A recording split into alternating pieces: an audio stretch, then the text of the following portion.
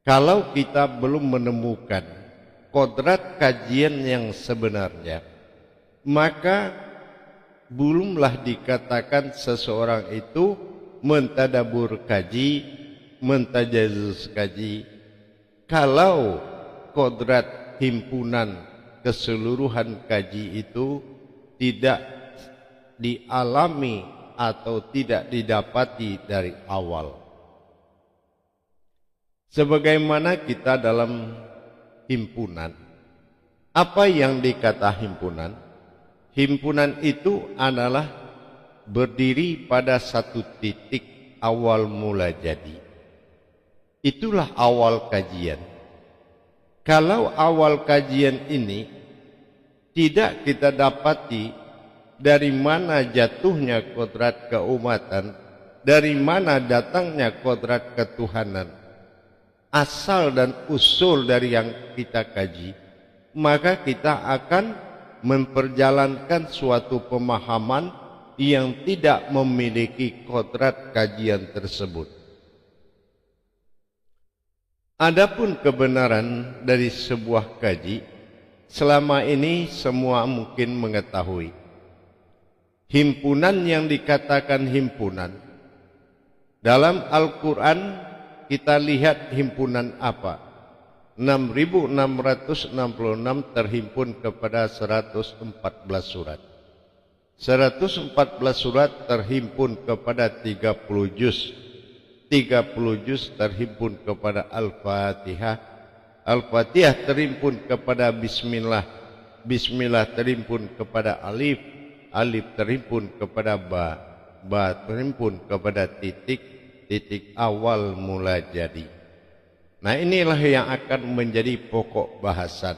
Mana yang dikatakan titik awal mula jadi?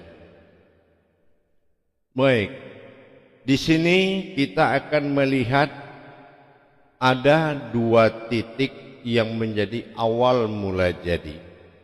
Pertama, titik yang kita lihat pada ejaan huruf ba. Titik yang terlihat di bawah huruf ba, hijaiyah ba, itu titik yang terlihat. Ba adalah barak atau pembatas. Batasan dari mana barak bakah barak, yaitu dari titik yang tidak terlihat di dalam huruf ba. Inilah yang menjadi titik awal mula jadi. Kemana arah daripada titik awal mula jadi? Nah, kita akan lihat yaitu titik pertama pada huruf ba yang terlihat. Titik huruf ba yang terlihat awal mula jadi. Ini awal ini mula jadi ini ada dua. Perjalanan ada dua. Yang pertama disebut dengan perjalanan bilah. Dan titik yang tidak terlihat ini dinamakan perjalanan tersirat atau milah. Di mana kita melihat potensi bilah. Bilah ini adalah salah satu titik dalam humul alam yang sifatnya basmalah. Ini disebut dengan ba atau basmalah. Sementara titik yang tidak terlihat ini adalah tersirat dari sifat bismillah, yaitu milah, alif nafsu natijah yang tidak terlihat. Ini alif yang hilang di dalam bismillah. Dengan demikian kita menemukan dua bismillah. Nah, ini yang dihimpun di dalam himpunan kodrat wujud dari ma'ul hayat yang disebut Al-Fatihah. Al-Fatihah adalah salah satu tajali dua bilah dan milah. Ini yang dikatakan kodrat yang jatuh kepada sifat. Hakiki dari sifat dan hakikat dari sifat. Hakikat dari sifat ini disebut dengan Fatihatun Nasun. Nah, hakiki dari sifat disebut dengan tilah. Dengan demikian kita melihat dua kodrat yang bertajali di dalam himpunan umul hayat, yaitu Al-Fatihah. Kita memahami Al-Fatihah adalah himpunan sifat yang berjumlah 7 ayat, tapi tidak dimulai dengan kodrat bismillah, tetapi bismillah adalah sebagai ayat, bukan sebagai uluhiyah ayat atau imam. Kenapa dia tidak dipimpin oleh imamnya? Karena Al-Fatihah adalah sifat yang sama dengan bismillah. Apa yang dikatakan dengan sama dengan bismillah? Kalau bismillah itu memiliki 19 kodrat atau kalam, maka hijriyah dari 19 itu adalah 7. 7 dan 19 adalah sama dalam hukum Masehi dan Hijriyah. Hitungan Falakiyah dan Jabariyah itu sama-sama memiliki 7 dan 19. Maka hakiki dari bismillah tidak akan terlihat sebagai uluhiyah, tetapi ada. Dengan demikian kita melihat satu persatu mana tajalli billah pada Al-Fatihah atau titik pada terlihat. Tajalli titik pada terlihat dalam bismillah disebut dengan billah, yaitu bi alaihim. Ini yang dikatakan tajalli sifat. Sementara yang bersifat di situ adalah Allah dalam ketuhanannya, disebut dengan billah. Dikatakan dalam ayat bi alaihim. Bismillah ini dia akan menyatu dengan basmalah di dalam Al-Fatihah karena akan terhimpun, maka dia akan menyatu. Nah, bagaimana dia menyatu akan kita kupas. Pertama kita lihat dalam kodrat basmalah, yaitu titik yang nyata di bawah ba. Ini tajalli Al-Fatihahnya akan kita lihat sebagai Fatihatun Nasun, gabungan dari 2 bismillah disebut Fatihatun Nasun, tillah dan fillah. Kodrat dari billah adalah perjalanan batin sirnya Allah, disebut dengan billah. Sementara milah adalah perjalanan ketuhanannya yang akan menyatu dengan keumatannya dalam hukum sifat, yaitu Al-Fatihah, yaitu menyatu dengan sifat Fatilaha. Fatilaha ini adalah gabungan 2 kodrat. Ini yang dimenjuluki sebagai Fatihatun Nasun atau jelmaanku kepada umat, bersifat aku kepada umat. Ini yang dinamakan sifat hulul, kehadiranku dan ketulusan dan keinginanku, keikhlasanku untuk berdiam pada kodrat umat. Ini yang pertama disebut dengan billah. Nah, billah ini adalah titik yang ada, dikatakan nur ilahi yang bersembunyi di dalam markubah batin jantungnya seorang manusia. Dan ini akan disebut dengan perjalanan positif atau zat batin daripada zat atau fizzat. Ini bersembunyi di dalam batin nul batin, ada di dalam batin sendiri. Di sini akan menuju 7 perjalanan. 7 perjalanan ini akan menuju alam lahutnya Allah yang disebut manusia. Manusia adalah sesuatu yang berdiri, alam yang berada di antara 2 alam. Maka ini dinamakan askor, titik temu bismillah dan basmalah yang akan menyatu di dalam Al-Fatihah. Apabila kita memahami bagaimana kita mendirikan titik kasroh yang terlihat, yaitu titik B, kasroh yang terlihat di dalam zatnya Allah, maka 7 perjalanan ini akan membuat ketunggalan ahad yang akan nyata diperlihatkan. Dan ini akan positif, tidak ada yang ada melainkan yang ada. 7 perjalanan Bismillahirrahmanirrahim. Maka di sini potensi ba yang dikatakan titik wujud yang terlihat, maka dia akan bertajali kepada Rahman dan Rahim, bertajali kepada tubuh dan insan diri. Nah ini Ar-Rahmanir-Rahim, dia Alhamdulillahirabbil alamin, dia nyata menguasai sewujud diri, dan ini adalah positif daripada zat itu sendiri, fizzat. Nah, bagaimana dia berwujud Ar-Rahman pada Rahim berwujud diri, maka disinilah terhimpun suatu kebangkitan tajalinya di dalam sifat kerajaan, yang mana sifat Rabb dibawa oleh Maliki Yaumiddin tersebut. Pada potensi iyyaka na'budu wa iyyaka nasta'in, ba pada titik kasroh terlihat, maka dia dijuluki rahmatan fil alamin, Rabbil alamin, puja dan puji sekalian alam, menjadi khalifatullah di muka bumi. Ini yang dikatakan penglihatan Ar-Rahmanir Rahim. Dia memperlihatkan wujud sendiri dan wujud keumatan diri, yaitu diri yang rahim. Diri yang rahim bersifat pengasih dan penyayangnya terhadap sekalian alam.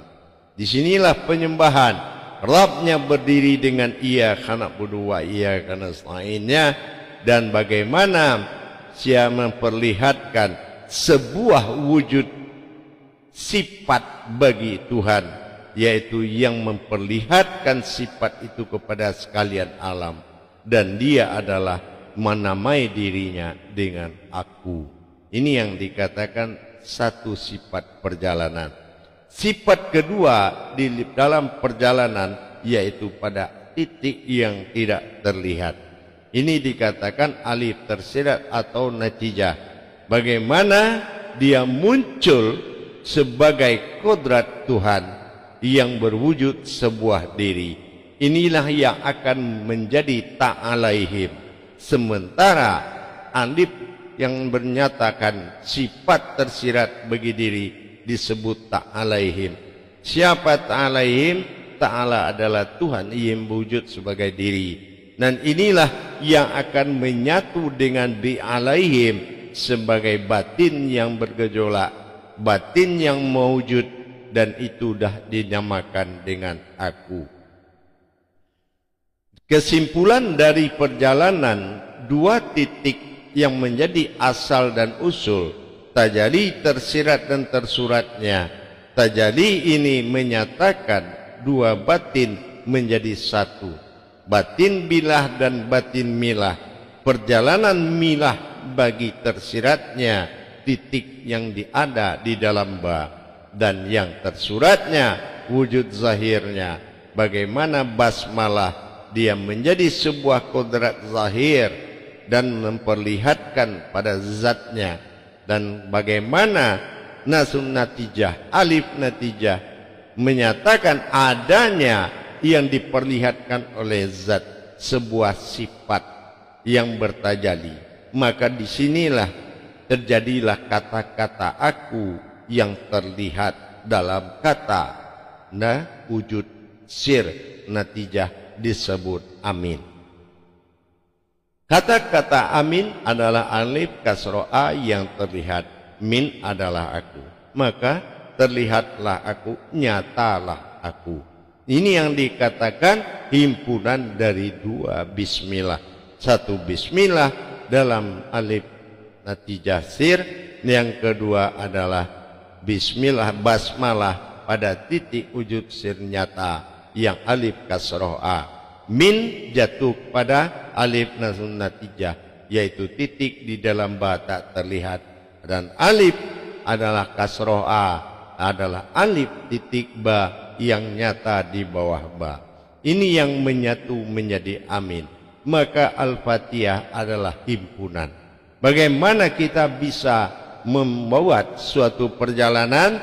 Maka apabila kita melaksanakan hajat di dalam hukum Al-Fatihah, seperti wa ruhi ila arwahi ala hadrati, maka antara bilah dan milah harus terjadi mukasyafah. Bagaimana mukasyafahnya? Bilah berhadapan kepada milah, maka di sini yang dikatakan ta'alaihim, bermukasyafah dengan bi'alaihim. Inilah perjalanan yang harus dinyatakan pertemuan bagi seseorang yang menjalankan hajat melalui Al-Fatihah. Kalau kita sudah bisa mentajalikan basmalah dengan titik zat sirnya yang ada pada batin jantung, maka kita juga harus bagaimana memperjalankan satu titik yang ada pada nyawa.